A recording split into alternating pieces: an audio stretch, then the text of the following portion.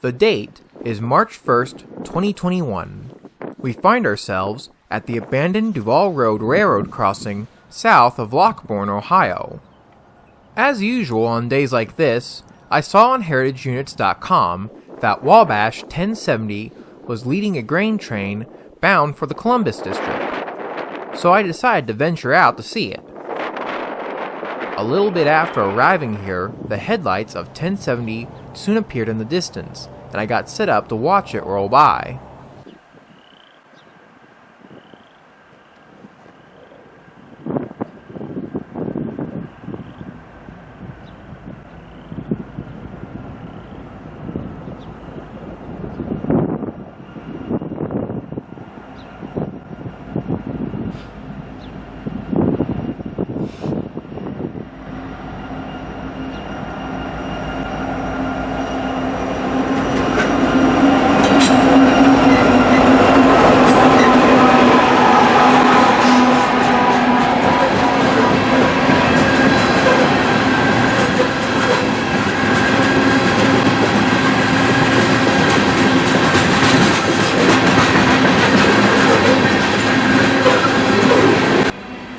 Wabash 1070 is an EMD SD70 ACE built in 2012, and Norfolk Southern 4348 is a rebuilt GE AC44C6M.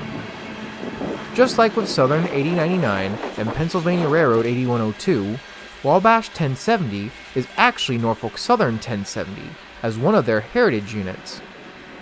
The Wabash Railroad was a Class I railroad that served a good portion of the Midwest, running between Detroit and Kansas City, serving many Midwestern cities in between, such as Chicago, St. Louis, Omaha, and Toledo.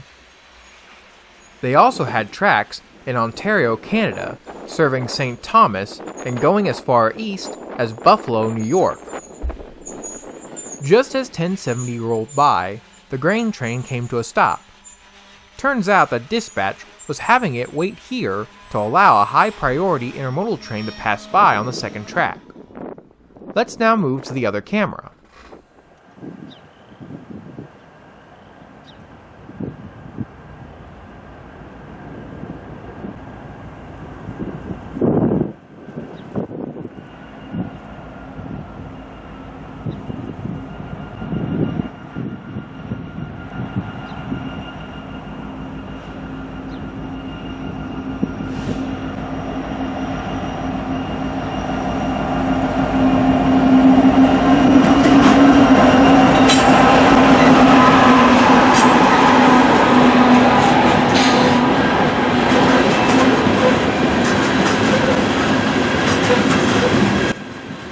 Now let's get to the history that 1070 represents.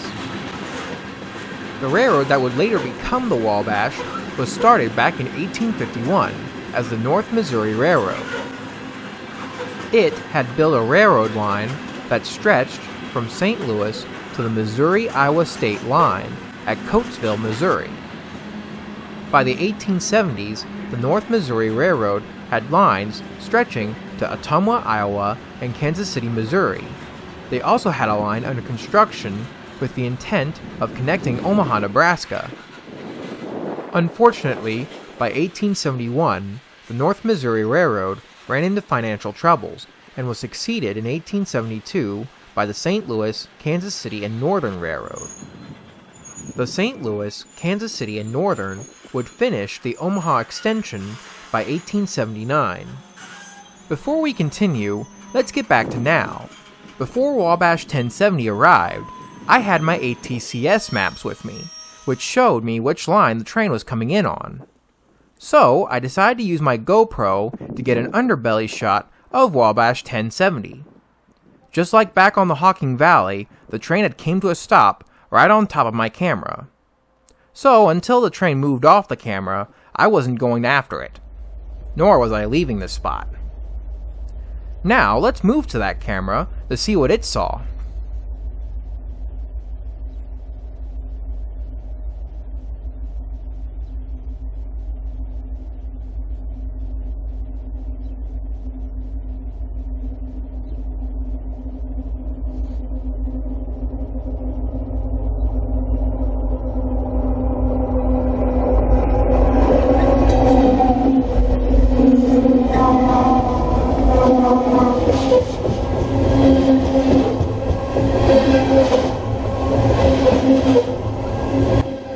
back to the history, besides the old Missouri Railroad, there were two more railroads that played a role in the Wabash's history.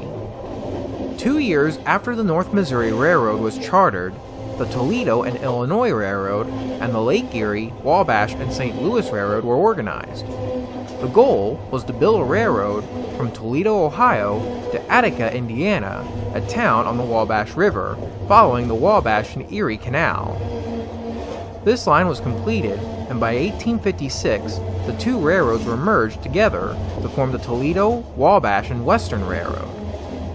By 1858, thanks to the acquisition of the Great Western Railway of Illinois, the TW&W had lines stretching from Toledo, Ohio to Quincy and Keokuk, Illinois, on the Mississippi River. The TW&W was also renamed to the Toledo and Wabash Railway that same year. In 1879, a man by the name of Jay Gould obtained control of both the Toledo and Wabash Railway and the St. Louis, Kansas City, and Northern Railroad, and merged the two to form the Wabash, St. Louis, and Pacific Railroad. Gould began adding other railroad lines to his railroad, and by 1884, the Wabash, St. Louis, and Pacific had 3,549 miles of track, with new connections in Detroit and Chicago and many other small towns. Again, getting back to the present, after a little bit of time passed by, the headlights of the intermodal train we were waiting on appeared in the distance, and we got set up to watch it as it rolled on by.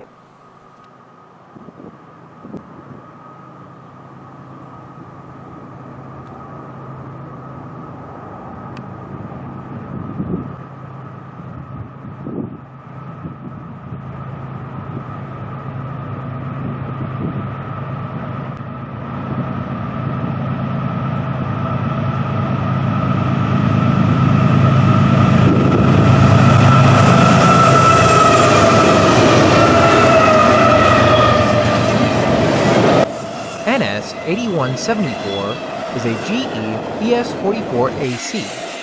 9914 is a C44-9W built in 2004, and BNSF 6271 is also an ES44AC built in 2008. Again, getting back to the history of the Wabash, unfortunately the railroad had overexpanded itself, and thanks to Gould's frequent rate wars against other railroads, the Wabash, St. Louis, and Pacific's income was reduced. That same year, the railroad defaulted on their interest payments and entered into receivership, with Gould as the receiver. During the late 1880s, the Wabash, St. Louis, and Pacific was reorganized as several separate railroads, which were reunited in 1889 as the Wabash Railway.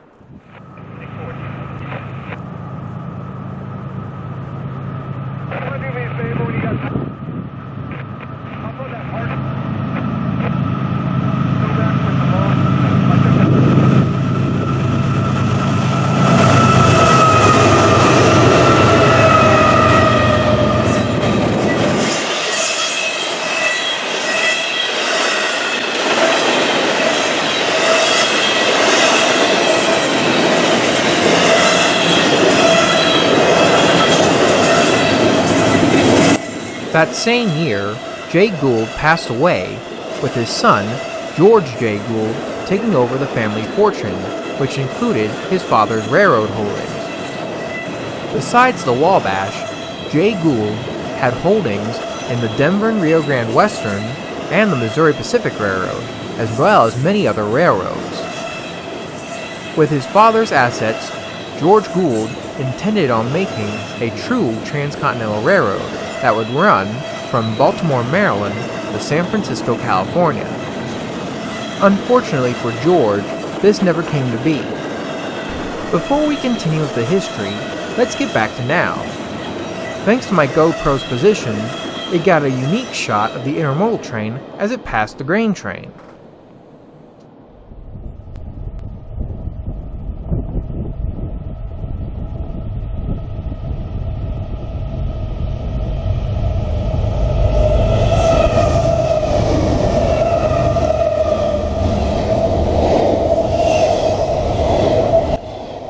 1900, George began rapidly adding a collection of second-tier railroads to his father's network, while building new railroad connections at the same time. This expansion of his network was unsustainable, and by 1907, thanks to a financial earthquake that rocked the railroad industry, it ruined him. A year later, his empire began to crumble, and by World War I, Gould was completely out of the railroad industry. With the Goulds out, the Wabash continued on. One of the biggest assets the railroad had was their Detroit to Kansas City main line. While most of the other Class I railroads at the time either ended or started in Chicago or St. Louis, the Wabash could bypass both cities and their traffic woes, and take the cargo directly to and from both eastern and western markets. Again, getting back to now, after the intermodal train got by, the grain train was finally given permission to get back out and running again, and we got to watch as the end of the grain train rolled out from underneath my GoPro.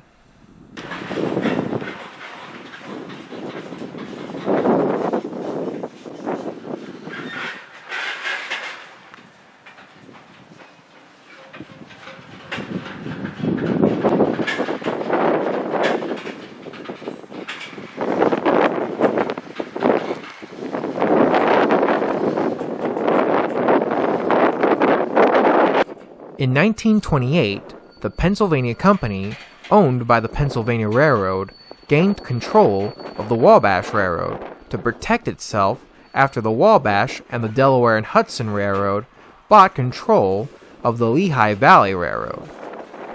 In 1963, the Pennsylvania Company owned 87% of Wabash stocks, and when the Pennsylvania Railroad and the New York Central Railroad began to plan a merger together, it was clear that the Wabash would not be included in the merger.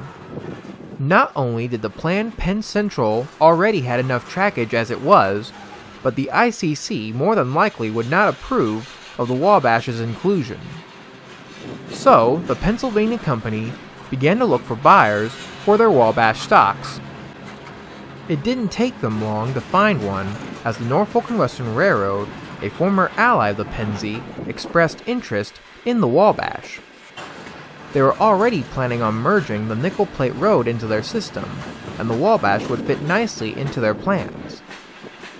So, on October 16, 1964, the Norfolk and Western Railroad began leasing the Wabash, and by March 31, 1970, the N&W acquired control of the Wabash Railroad from the Pennsylvania Company, effectively ending the Wabash's existence as a railroad.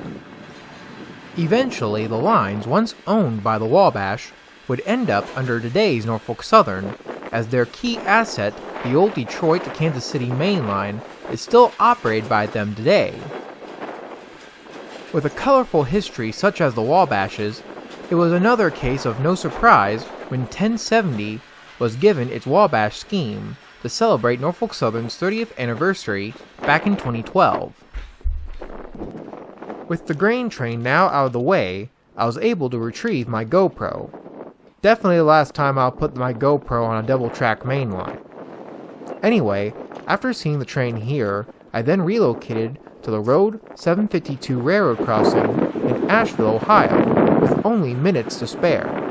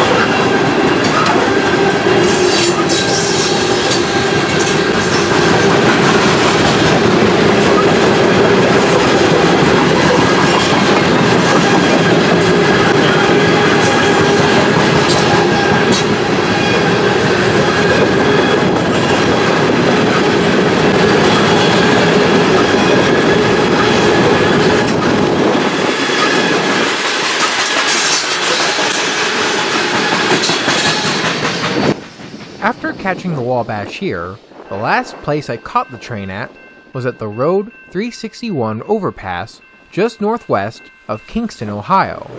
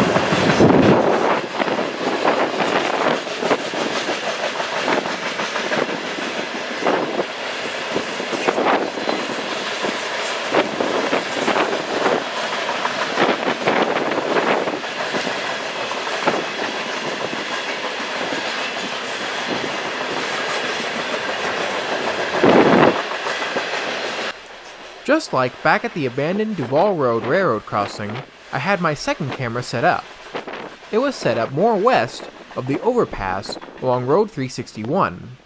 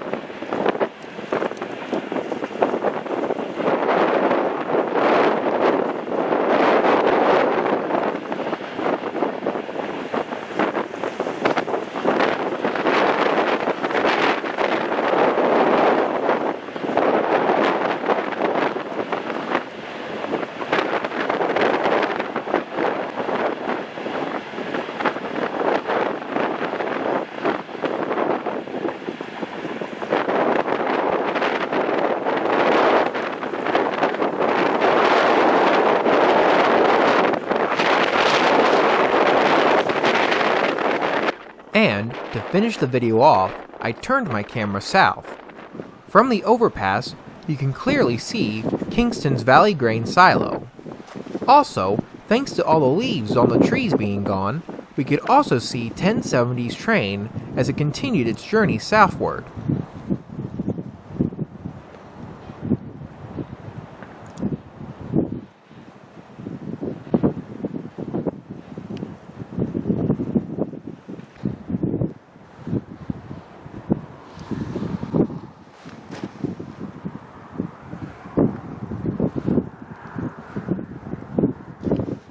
And now we are at the end of yet another John's Train Adventures video. Well, I hope you guys enjoy this chase of the Wabash, and I'll see you next time. See you later.